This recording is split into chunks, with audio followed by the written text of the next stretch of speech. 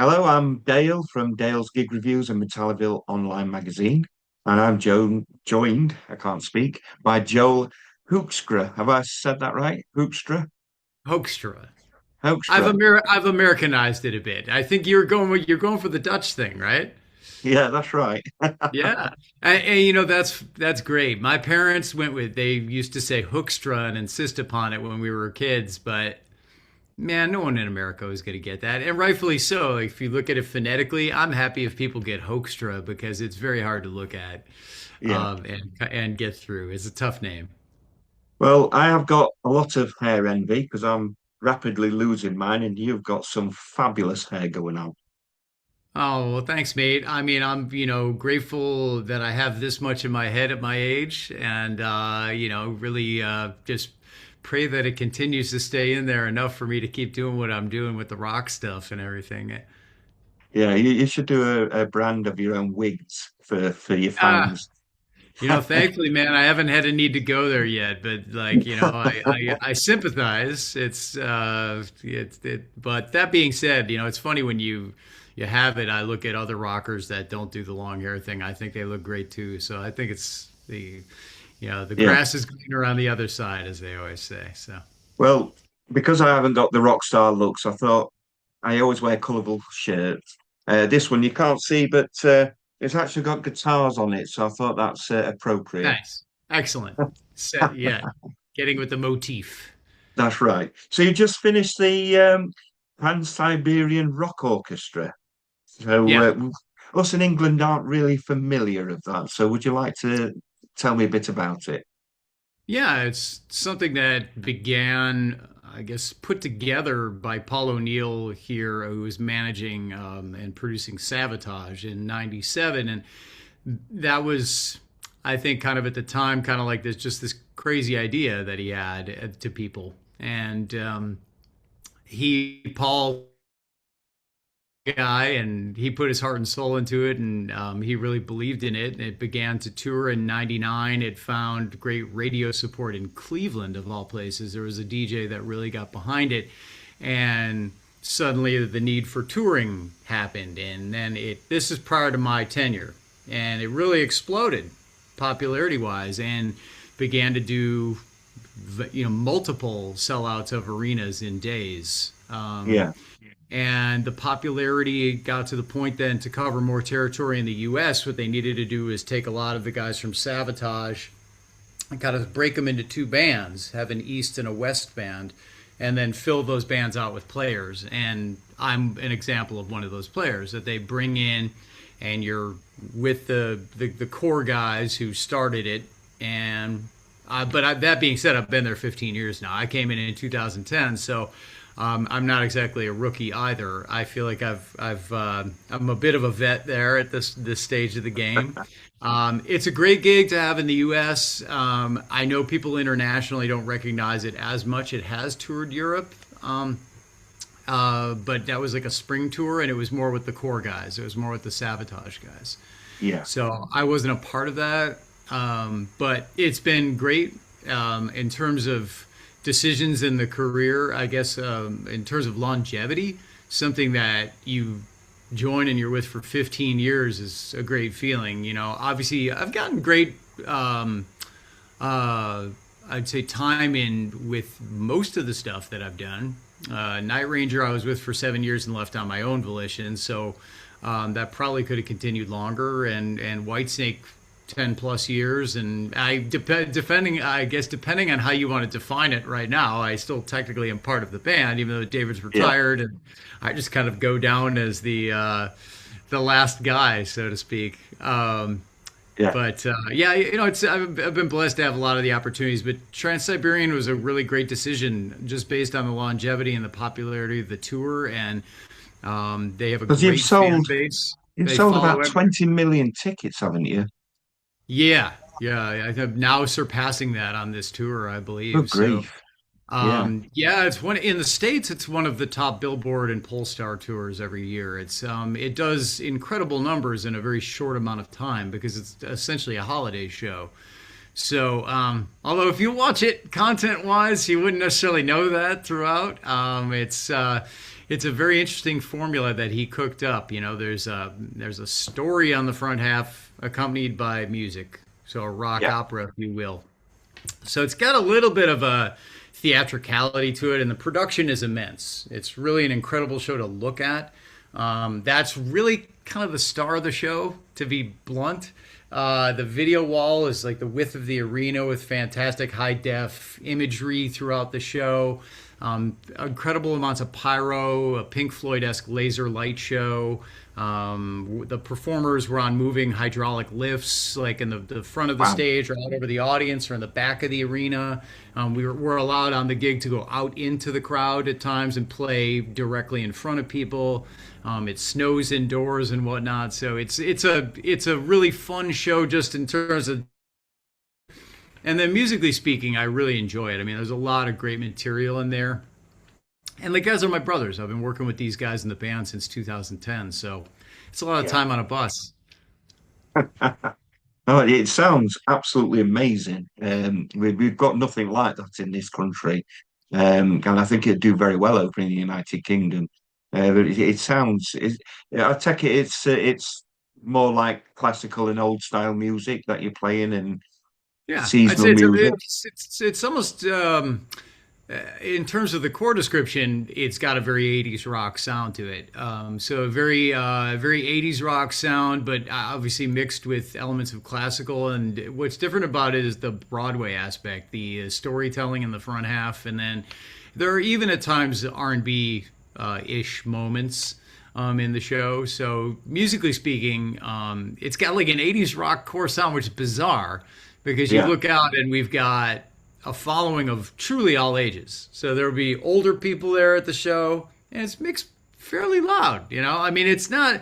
I don't know if it's quite as loud as like an AC/DC concert or something, but it's loud, and yeah, it's just very interesting to look out and see all the way from old people all the way down to little kids at this show. So it's a very unique yeah, show. It's a very unique gig. Like I said, it's something that I feel, in the grand scheme of things, was probably my best decision. And it was a decision at the time. I mean, I was offered the gig, but I was fairly new to Night Ranger at the time. I'd only been with them 2 years. yeah, And I also had Rock of Ages, the Broadway show at the time. So I already yeah, kind of was really busy. And I was worried that taking November and December and telling Night Ranger I'm not going to be able to make shows with you guys in November and December might mean see you later. We're going to get a new guitar player. So I yeah, was just worried that accepting it maybe would turn into something. And really, and at that time, Alex Skolnick had been the guitar player preceding me. And it was really only presented as Alex needs to take a year off. yeah, So there was no guarantee that it would go past 1 year. And it was like, is this going to just totally screw everything up? I ended up doing this for 1 year, and Night Rangers fired me, and, say the Broadway show closes after a year. And so it's funny how people always go, well, it must have been a no-brainer. And it was in terms of wanting to do it. But like yeah. in terms of, It- logistically, when you really break things down and look at it from a working musician standpoint, you go, man, this has the potential to break everything too. yeah, So, a big but risk.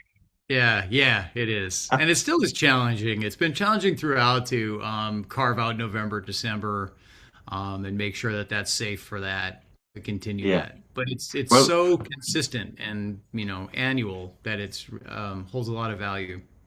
well, I've been looking at the videos on YouTube, and I mean, you look every inch the rock god. You're there in your kneeling pose with your shiny guitar and your flowing locks and playing some awesome guitar music, and it just looks absolutely incredible.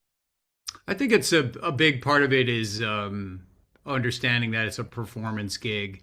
Yeah, It's certainly the material is challenging in spots. Some of it is fairly easy to play, a lot of the ballads and whatnot, but it does require a precision still at the end of the day. That type of yeah, gig, it's not like a pub jam band. It's fairly structured. I mean, probably more than fairly would be safe to say it's structured. yeah, However, you'd be surprised. There is some room for me to improv solos and whatnot. Yeah. If you've got the stones to do it in an arena and whatnot, which I do from time to time. It feels a little bit more intimidating to wing it in front of 10,000 people than it does to wing it in front of a pub or whatever, Yeah. where it just kind of disappears into history. But no, I enjoyed immensely. It's Yeah. a great gig to have for sure. So what made you pick up the guitar in the first place? Angus Young. Yeah. Oh, Very simple. Yeah. yeah. I AC/DC there. my parents are classical people, and they had me play cello and piano when I was a kid and really young, and didn't like it because I just wanted to play sports, and I was just a little boy. And then I saw AC/DC and heard Back in Black, and Yeah. the era of the cassette, of course. So I have to Yeah. tell you that it was like that tape, and it was the advent of MTV as well. So I don't know if you remember the very beginning of MTV, but there were not many videos. Yeah. But one of them was an AC/DC video. And believe it or not, this is so long ago that I don't even remember what the song was. But I do remember seeing Angus and knowing on the spot that that was the coolest guy I'd ever seen in my life and that I wanted to be him. And, Yeah. the posters and whatnot, the energy. So people say, well, you don't play anything like Angus Young to me, like a lot of times when I cite this. But if I'm like, but it wasn't that. I was a kid. It was seeing somebody with that kind of energy and that kind of passion for it. Yeah. And so, I mean, ultimately, history proved that was probably a pretty good launch point. I mean, Back in Black holds up, man. It's an incredible record. It's one of the best hard rock records ever, if not the best. And Yeah. so, not a bad place to, I guess, find your inspiration. I think for me, the first time I remember seeing Angus was on Heat Seeker, because I love military aviation, and there was this video with aircraft and missiles, and then this bloke who stood there in a school uniform. But my first album was If You Want Blood, Yeah, You've Got It, which is Bon Scott era before, yeah, and the Black Album, the Back in Black. And so for me, I sort of cut my teeth more with the Bon Scott sort of era. yeah. And it took me a while to get into Brian Johnson, but he's done a fantastic job with the band. Yeah. Well, I feel like, certainly Brian's best work was Back in Black. Yeah, There's just no question, I think. He really hit it out of the park on that record. Now, I'm a huge Bon Scott guy as well. As time would prove, you go back and explore the stuff, you go, well, Bon had so much groove and so much soul, and his tone and his attitude and I mean, yeah. just off the charts. So, but that being said, it was really Angus, just seeing that energy, and that made me go to my parents. And briefly, I was forced to start on an acoustic guitar, and the teacher I had me learning to read music, the first three notes on the high E string and whatnot. And I was like, this isn't, how do I get to? So I guess that, back in the day, and people will kind of laugh at this because, I've turned into a bit of a rock dinosaur. I mean, I looked at them all like they were mythical creatures. Like I thought, Yeah, well, there's just some kind of magic involved to get to that. Like I yeah, just thought that's unattainable. Like, so I guess that's just. But I went over to a friend's house and he had learned rock songs, so they pulled out his guitar, and I love how simple things were back then when I tell the story. But he just pulled out his guitar and started playing the riff to Crazy Train or whatnot, and my mind exploded. I went, how do you know this stuff? How do you know this stuff? Oh, you got to go take lessons with my teacher who teaches rock songs. And so I switched over to that guy, and who immediately like leaned on my parents to get me an electric guitar and started teaching me all the rock stuff. And then I kind of never looked back. I was obsessed from that point on. There was a moment yeah, there where I was like, I don't know, man. I wanted to play guitar, but so I was rescued by yeah. rock. Rescued by Rock. Do you still Yeah. have your first guitar? I don't. It's heartbreaking. I have my second guitar. I started on an Electro Westone, which is kind of like an Aria Pro 2. It's kind of, I think, same factory, same build and everything. And we sold that guitar to buy me my second guitar. Locally, obviously, at the time. I was still young. I think I was probably 13 or 14 when we made that move. and that was a Kramer Beretta with a Floyd Rose and single pickup, and it was the Eddie Van Halen era. And I still have that guitar. But when I was teaching locally in the 90s, I had gone back to the Chicago area where I grew up. Somebody came in to the area where that guitar was sold, that Electro West Tone, and came in for lessons with this guitar. And I said, I think that might be my first guitar. And I looked at it, it had all kinds of fretware on it. And I went, so somebody owned this Electro West Tone and played the hell out of it. So I'm pretty sure I was looking at my original guitar right there in that moment, but now I'd have no idea where to find it. Oh. It's heartbreaking. I'd love to have it. Well, I did have a line to say right at the beginning of the interview, and I totally forgot about it, But so I'm going to throw it in now to lead me to the next part. All I right. was going to say this is my second interview of the year, so here I go again. Yeah. All right. So we've got to jump onto this one. How did that happen? How did you end up being in Whitesnake? Um, well, basically just early bird gets the worm. Right? Doug and I had a bit of a friendship.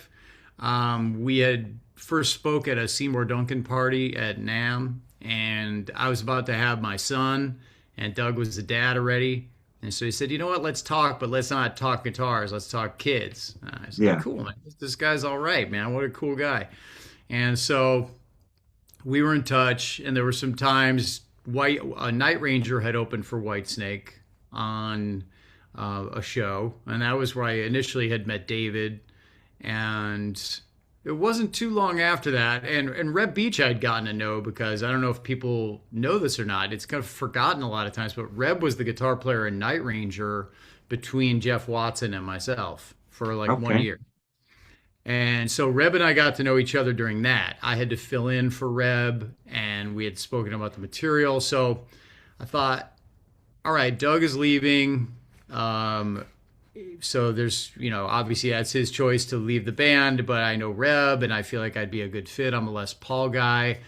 I'll take a shot at it. But my only real intention at the time was to get an audition. I thought, let me just see if I can get an audition.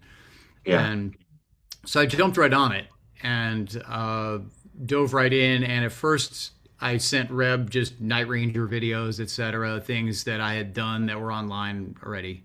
I probably should have taken the time to make a video of me playing Whitesnake, but Yeah. I didn't really think to. I just jumped right at it and went send this to David maybe, and here's some pictures of me, and maybe he'll give me a shot. And as it turned out, I didn't hear anything at first, and I thought, come on, I got to be able to get an audition. And I thought, so in my second effort, I thought, who's a Brit that I know that would know David, have a relationship with David? And I happened to, during my tenure in Night Ranger, I filled in for Mick Jones in Foreigner. It's a bit of a story, but their manager, Phil Carson. That was my next question, but yeah. And so I thought, I bet Phil knows David.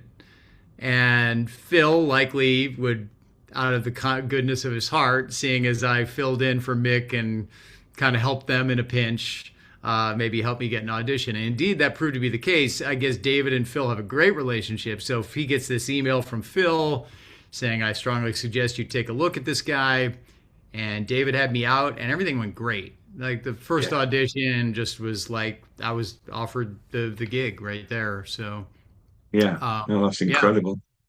Yeah, I think David was probably, I think as it was, he was kind of coming out of meditation right when the email came across, thinking about what am I going to do about this? To the world, please grant me a new guitar player to come my way, and it falls out of the sky. And just then, boop, email came across from Phil Carson, and it was like, take a look at this guy. So I think that a lot of things just kind of lined up. But I guess a good lesson to learn from anybody is the early bird gets the worm. A lot of times, like if you just get in there really quick, be the first one. That's sort of what I did with you with the interview, because my lady is a massive fan. She's a massive fan of Rock of Ages. She's a massive fan of Foreigner, and that's her album behind Whitesnake. Mhm. That's her AC/DC album because all my AC/DC albums are Bon Scott. So she's a Yeah. massive fan, and she's like, "You've got to email him for an interview. You've got to." So I emailed you, and here we are talking. So it's all down to my lady, but she loves Rock of Ages. And how did you get into that one?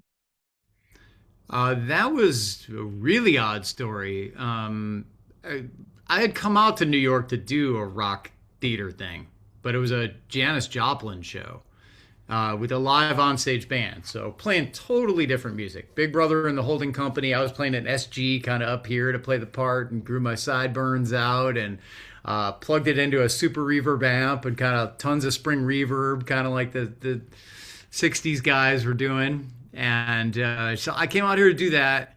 And as it is, I mean, there's a theater scene in New York City from Broadway, and I have a Yeah, friend a couple blocks away here who's a legitimate pit musician. I am not a legitimate pit musician. And he said, "Would you be interested in subbing for me?"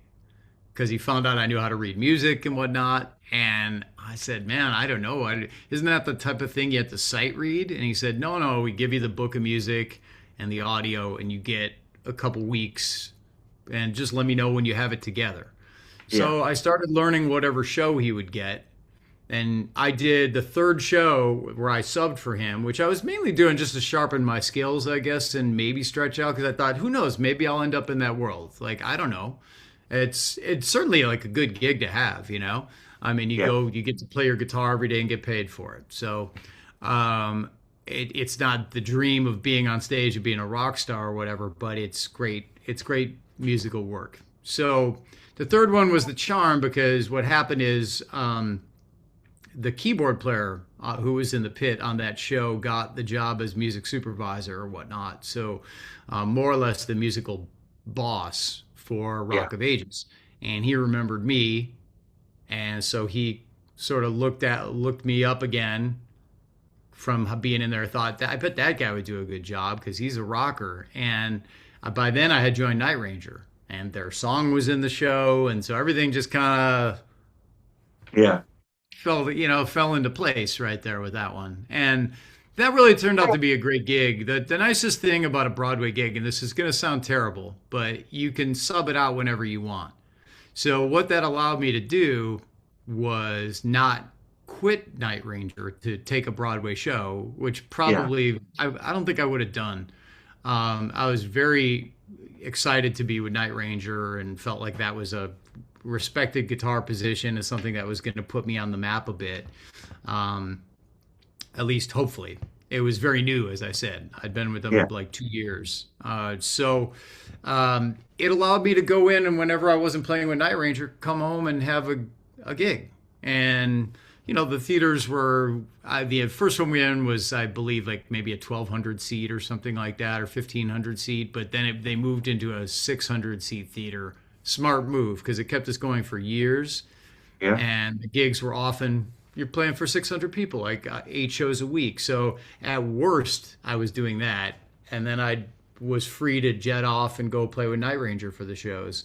And yeah. when Trans-Siberian happened, again, that was the challenge point because you go, no, am I going to be able to tell these guys I won't be here for 2 months? We're going to see. We're about to find out. But yeah, it's a very union protected job.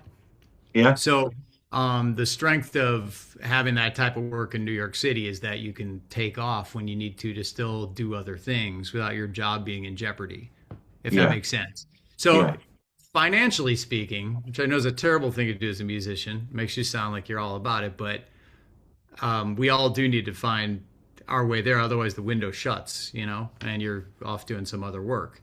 It kind of took me from being a guy with very little money by the end of the 6 years of Rock of Ages, having played like basically every day for 6 years, having a gig. I think there was a period where there were more gigs in a year than days in a year because TSO is 8 shows a week as well, yeah. and Rock of Ages was 8 a week. So Wow. I was on stage constantly for 6 years. I mean, it was like Blink on stage. It just was nonstop. Yeah. So I don't understand this then. So how do you look so young? Well, I started to have a lot of fun. in that era. I got, I definitely got into the party scene pretty heavily in that little window because that was maybe the first time I'd felt successful and like things were really rolling. And um, so I had a bit of fun, but I was smart enough to know to nip that in the bud and go, this is going to wreck you. And so shed that, if you will. I think that's been a big part of it is not being a partier. Yeah, um, just trying to yeah, take care of myself a bit. It was fun. I don't regret any of it because it was a great time. But that was getting rid of that was helpful for sure to yeah, be able to kind of continue into later years in life, especially because I was finding all that stuff at a fairly advanced age, like late 30s.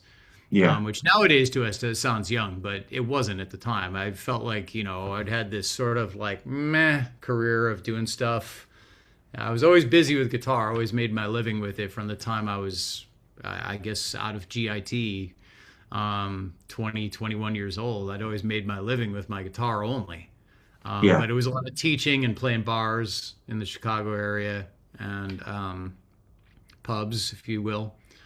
And yeah, just kind of ended up, I don't know, it's funny how it just works. If you stay busy, you get out and gig, how things just kind of sometimes happen. It Yeah. happens naturally. Well, looking at your career, 'cause, I'm coming up to your solo stuff, but before we get up to your solo stuff, looking at your career, you played with some pretty incredible legends. Cher, that for me is that's a bit of a jump. How did Cher happen? And Yeah. you did two world tours with her, didn't you? I spent a lot of time there. I mean, I was part of a lot of the Vegas residency stuff, which she had to deal with, and me initially coming into sub and Flynn.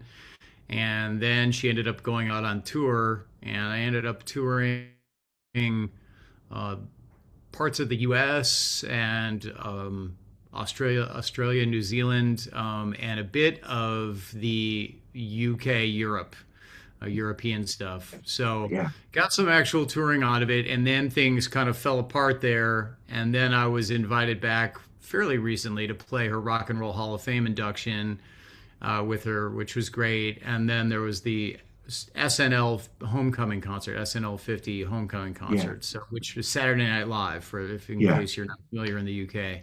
Not sure if you are or not, but that was kind of a big deal to be a part of too, and national television and whatnot. So honored to take part of that, and that's something that came about from David being good enough to let us all know, Coverdale, that he was going to have knee surgery in 2017, and so we yeah, wouldn't be going out.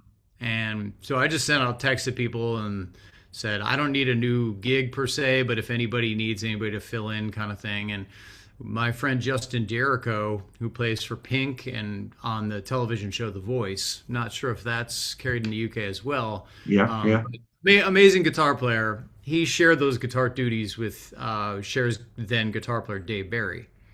And so Dave was saying to Justin, I need somebody to fill in on Cher. And Justin had just gotten my text and said, I know this might sound crazy, but how about Joel Hoekstra from Whitesnake? He actually knows how to play various styles and play, and I told Dave how I'd done pit stuff, and don't worry, I'm not going to come in and just be like shredding all over the Cher gig. I know I know better than that, how to play it down the way it's supposed to be played down and whatnot. And, yeah, so yeah, I was just kind of given the opportunity to go fill in, and then as luck would have it, Pink was pulling Justin away on a promo tour, and Dave was really mandatory at The Voice. They really needed him there, and I ended up taking on a larger role, more, I guess, full time. Upon that, I said, well, this is probably a bad idea because once David's back into the game in 2018, and I've also got this Trans-Siberian Orchestra. yeah, I'm going to be subbing out a lot, but they were like not taking no for an answer, and I also kind of felt complimented by that, of course, or flattered. yeah, yeah, And definitely. so I just went for it as best I could until I think things came to a point where I was out so much in 2019. That was when everybody was wanting to do more. All three of them And it was like, oh my gosh, I think that year I was on the road 285 days out of the year. Yeah. For perspective on it, I mean, I was Wow. busy with a capital everything. So So when COVID happened, you were grateful for the rest. I was not. I mean, I was really like, but it's a funny thing. I guess with me, the motor is always there to find a way to stay busy. So I just kind of pivoted at that point in time to things that I could still do. And I suppose, I mean, I disliked that period strongly, but I think in general, I did learn some good lessons. Like I went back to, thought, well, I could do virtual guitar lessons for sure. Yeah. And that's something I still do to date. Like, so it's still a Oh, that's schedule cool. filler and something that I do on a regular basis. So that never went away. And then little things like doing cameos and doing collab jams, that a lot of which got a lot of views during that time. I mean, some of the stuff I did with Dino Jalusic and Mike Portnoy when we did Jane, I think there's over a couple million views of that. And Oh, Stormbringer, I did with Dino as well, a cover of that. And um, let's see, with Mike Portnoy and Dino, I did Foreplay Long Time. That got a lot of views. And then I did a version of Abracadabra of all songs with Arnell from Journey, who we'd always okay. wanted to do something. And that was a great opportunity to do stuff that was harmless, because it was like, Yeah. look, this isn't being put out. We're not making any money. Yeah. So nobody's band is going to have a problem with it. Arnell and Yeah. I were always buddies and friends when Night Ranger was touring with Journey, and always a great guy, and always said, let's do something together sometime. And so that just gave us an opportunity to get together. And another guy on that list for me was Billy Sheehan. So there were a lot of these guys for those collab jams that were guys where I was like, it always was bothering me that I had never played with Mike Portnoy at all, because I'm like, he's played with 17 bands and I played with 17 bands. Like, we're both very busy musicians. Why the heck haven't we done anything together? So Yeah. just even to get to do those with Mike was a thrill for me and fun. And Billy Sheehan, like I said, I was on that list, and Arnel Pineda. So some of these Yeah. guys that I thought I'd really like to work with them sometime, do something. So, Yeah. Oh, um, brilliant. but you learn lessons and find ways to stay busy during that COVID era. I still worked really hard and was with my guitar all day, every day, just in a different way. Yeah. Um, so and things have never, some of that never retreated. So it's like I kind of carry some of that with me now in the modern gig world. And I'm glad I do, because right now, obviously with David retiring, it's nice to have other things that I kept alive. Yeah. Um, yeah, just through, I suppose, like having a strong work ethic and wanting to stay busy musically. It's You good on also, several counts. It's good for making a living, but also for being better, being a better player. yeah.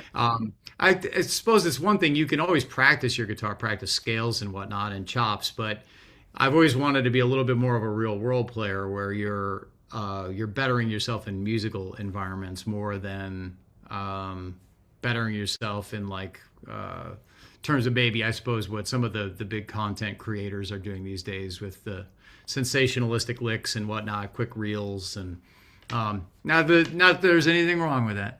Um, and that's fantastic. I mean, I've dipped my toes in the water with that stuff for sure, and need to even more to stay relevant in this era that we're in. But I think the main thing is like just continue to work. Yeah. Period. Yeah. But you performed with one of my heroes, who I'm going to be seeing perform with his band Twisted Sister. You performed with Dee Snider, but I don't know much about that. What was all that about? Yeah, Dee came into the cast of Rock of Ages for a point in time. He played the guy who owned the bar. All And right. um, I'm trying to think if we had met before then or if that's when we first met. But obviously, had things going. I think maybe we had met prior to him joining the cast doing promo for Rock of Ages itself. I know when it opened in Toronto, I think I played with Dee there, I want to say, or did something with Dee there. Certainly socialized with him.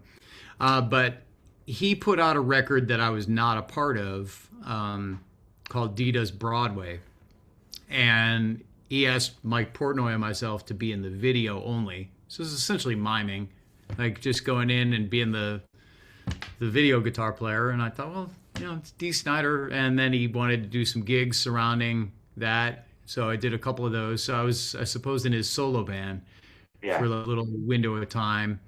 And we've since ended up on recordings together. I mean, we're on the Michael Schenker album, Okay. my Years of UFO, on Natural Thing. Dee sings on Yeah. that track. And just recorded something else that I can't say what it is yet. I don't believe, because it's not announced. Right. But just got to plan another recording that Dee's a singer on. So yeah, I mean, JJ French lives right here in my neighborhood, Oh, wow. in New York City. We live just blocks from each other. Yeah. So we've found a bit of a friendship through that as well, and hung at times. And so they've all been great guys to me. The Twisted. Dee's a great guy. Absolutely, Yeah. wonderful guy to be around. I suppose seems controversial at times, but just the guy is a heck of a guy. He's just really Yeah. nice guy, and amazing front man. I mean, my gosh, man, when you watch him perform and do his thing up there, he's entitled to all of his bravado. It's wonderful, to Yeah. see, and incredible to watch him do it, especially in his advanced years. It's cool to see him out there just kicking ass, I guess. Yeah. I've seen him live once before, and I can't wait to see Twisted Sister again. I'm super excited for that one. That I would never say Dee was controversial in my eyes, because back in the day he did stick up for us rock people. So Yeah, I've got full respect for that man. yeah, that's absolutely right. I suppose, um, I guess just comes from a place of him seemingly being very outspoken or whatnot, but um, or just not afraid of anything, which is totally different than me. I'm afraid of, like, my own shadow. So I admire that about Dee. Yeah. That's not a knock in the slightest. But no, he's just a good guy, solid guy. Like, when you get with him, he's just one of the dudes, as many of these rock legends are. I found Yeah. David Coverdale to be much the same. Um, he really enjoyed the hang and being in the studio together and joking around and hanging Yeah. out. So there's a legendary aspect to some of these guys that have achieved that status, and then there's this side to them that just they got there by being one of the guys. And Yeah. Yeah. so yeah, So they're so each moving capable on. of that. Yeah, So yeah, moving on, your necklace has got the 13 on it. yeah. So that's your solo stuff. You've done three albums: Dying to Live, Running Games, Crash of Life. You've got two new singles out, The Fall and You Can Give, which I absolutely love, by the way. Um, so you've got a new album coming out, I presume. Yeah, I got a Yeah, new I got a album new coming album. out February 27. And what's the album called? So the project is Joel Hoekstra's 13, which confuses some people. And then the name of the album is From the Fade. So Joel Hoekstra's 13, I consider to be my rock side project. The logic behind that for me was I had put out three instrumental albums under Joel Yeah, Hoekstra. And when I started to find some popularity in the rock bands like Night Ranger, etc., I began to say, like, the fans were going and listening to my solo albums, and they were going, "What the heck is this?" Because it was kind of like fusion, and one was a fingerstyle acoustic, almost easy listening CD. yeah, And so I think people said, "Why don't you make a solo album that's rock?" So I decided to do so. I thought, I mean, that sounds like a lot of fun. I would really love to do that and be the guy who can write the lyrics and be kind of in charge, be the boss for a second. And so, yeah, the lineup basically started with Tony Franklin. I had just finished doing another thing with him. So Tony was the first guy I reached out to. I thought I really like his bass playing a lot. What drummer would you like to work with? And he was the guy who suggested Vinny Appice, and I'd never even met Vinny, but grew yeah, up listening to him. I said, well, that sounds like a lot of fun. I want to play with Vinny Appice. Heck yeah, that sounds like a great time. So that was where it began, and then I needed to think about, well, who's the singer? And just at that time, luck would have it, Russell Allen was joining Trans-Siberian Orchestra. Right. And I was watching videos of him, and I was like, this guy is unbelievable. He can sing the Dio stuff great. So I thought we could have this project with it sound like, Dio Sabbath-esque maybe. Yeah. But I wanted a little bit of the soul, like Foreigner-ish kind of thing, or Paul Rogers, a little bit of the in the singing as well. Yeah. And so Russell can really sing all that stuff very, very well. So what happened is on Dying to Live, we set out to make that record with Derek Sherinian on keyboards as well. Derek kind of fell in line as just the guy with the sounds and plays great solos, and absolute no-brainer to play on your record. So started making that album with Russell, and his schedule got busy as such that Jeff Scott Soto ended up singing lead on the second half. Jeff was singing the backing vocals for me as a favor. We'd been friends for so long. Yeah. So that record has split lead vocalists, and then that tended to be the only criticism of that initial record was I don't get the two singers and what the heck is. I mean, I was just happy to get it done and have it out. And then the second one, we went Russell exclusively on lead vocals, and Jeff did the backing vocals. Yeah. But it took a long time, and Russell's schedule was challenging again. So when it came time for Crash of Life, in speaking with Frontiers, they recommended Girish Pradhan, who's since kind of achieved a lot of notoriety and fame. He was on America's Got Talent this year here in the States, and kind of got his own little viral thing happening at the moment as well. So he sang on Crash of Life, and then this new record as well, From the Fade, is Girish singing. Yeah. Yeah. Oh, brilliant. I'd recommend the singer actually. We was at a Cozy Powell birthday bash in the UK at Wolverhampton, and they had a Mhm. lot of artists from like Thunder and Blaze Bailey and a young band called Jailer, who, if you've not heard of Jailer, check them out. They're magnificent. They're going on tour actually with Sammy Hagar and Deep Purple and Joan Jett, and Wow. they're all 18, 19-year olds, and they're absolutely tremendous. But that's not Yeah. who I'm recommending. There was a Welsh lad who come up and sang for a few songs on the. I think he was singing the Michael Schenker stuff, and his name's Adam Payne, and I think I spoke to you on Facebook, so I'll send you him on Facebook. Okay. His voice is truly magnificent in Nice. all aspects. Like I hear a lot of singers doing what I do, and he was the one where I'm supposed to be taking photos, and I stopped taking photos. He were absolutely tremendous. So I'll Nice. send him to you. You never know. No, I mean, hey man, I'm always grateful to meet new musicians. You never know, maybe he'll be doing something and have a need for a guitar player as well. So I'm Exactly. always happy and pleased to get out and work with talented musicians who are positive minded and whatnot, and like to work and get things done. And yeah, so please, yeah, by all means. Yeah. So what's the title of your album again?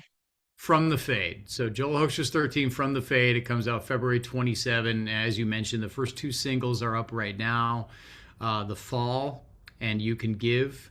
So people can Yeah. check those out. There's a visualizer up for The Fall. We didn't do a video for that. And You Can Give has a bit of a green screen video. It's maybe not the full blown music video thing that people would expect, but it's challenging. Girish lives in India. So to get things done like that, just kind of like go, well, I suppose some visual on us is better than none, and Yeah. take some footage and create some fun backgrounds and whatnot. Right. Okay. So people should really check it out. 'Cause like I did say, "You Can Give," I think is an absolutely fabulous song. Thanks, So appreciate it. at the end of my interviews, my beautiful lady Tracy, she gives me a question to ask the Okay. person I'm interviewing, and it's always a good one, and it always gets people a bit stumbled. So tell us something about you we don't know. Hmm.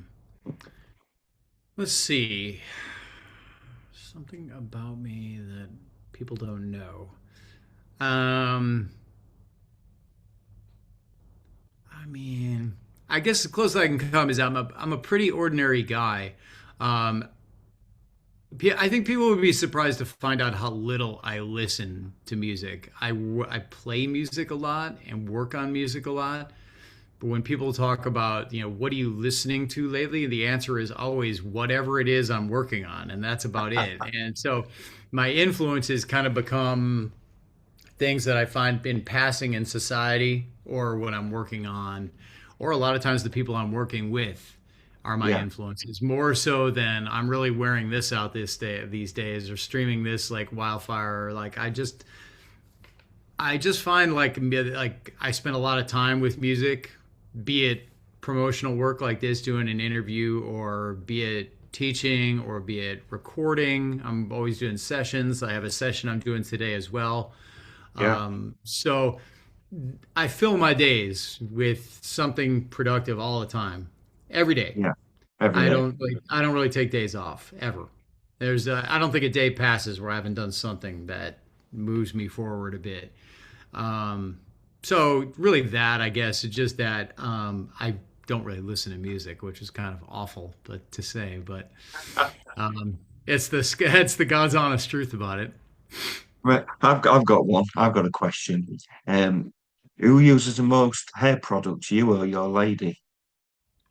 Oh, my lady for sure. I don't really use much, dude. I'm like I surprisingly am like just a guy with it, you know? I mean, I tend not to I can't believe we're talking about hair care on the podcast, but I tend not to shampoo very much. I find it dries my hair out and Yeah, makes it scraggly, and I can't, it all just falls out when you take a comb through it. So I just condition a lot. I have a lot of conditioner, and yeah. I, This I, goes.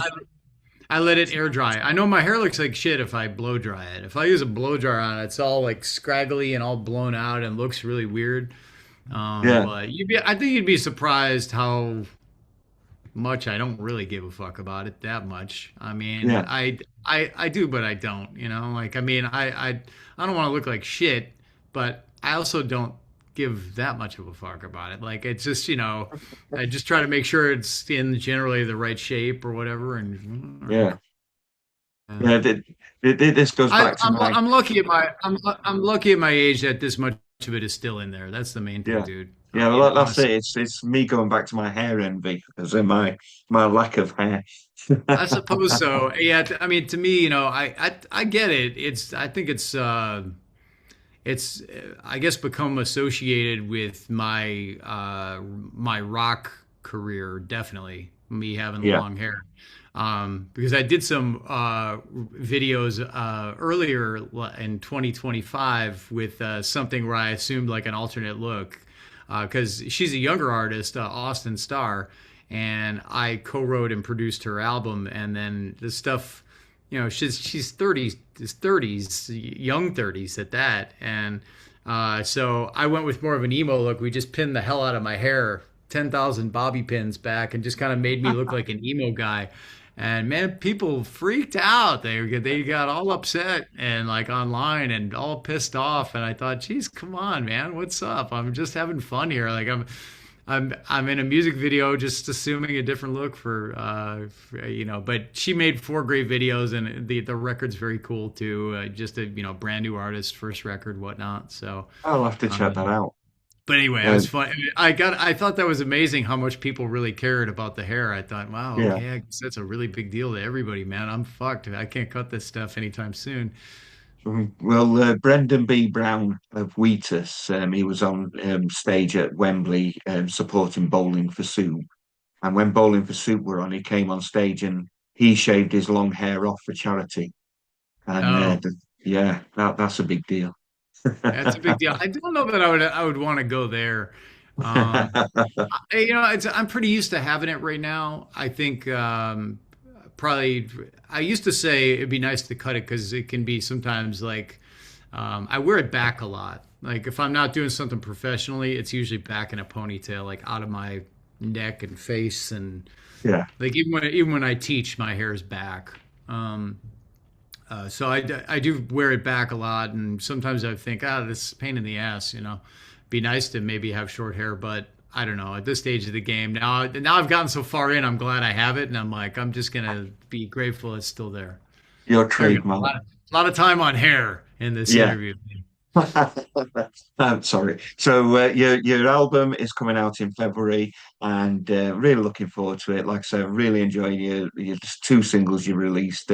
You Can Give being my favourite, and really looking forward to listening to your album. Hopefully, you can bring it over the UK on tour, and we can actually meet, which will be fantastic. Yeah, I've been over there. I do some acoustic duo shows as well with my mate Brandon Gibbs, and we've done the UK twice in recent years. I Yeah, think I want to say 23 and 24, maybe. I don't know. We didn't do it last year. Yeah, I think 23 and 24 we did it. yeah, Who knows? Maybe something like that can come together yet this year. If not, maybe next. But one yeah. way or another, the Joel Hoekstra's 13 thing I think would be really hard to get out with. I would like to. It's just my gosh, logistically, I don't know. We'll see. Never say never with that though, for Never sure. say never. There's Well, there's been a show. There has been one. So well, thank you very much for your time, and I really appreciate it. And it's been a pleasure talking to you. all right, mate. Likewise, thank you for your time. Appreciate it, and my best to you. I hope the podcast goes well for you, Well, thank you. and reach out anytime. Yeah. Appreciate it. All right, cheers. All right, good luck, and All see right, you cool. later. Cheers. Have a good one, mate.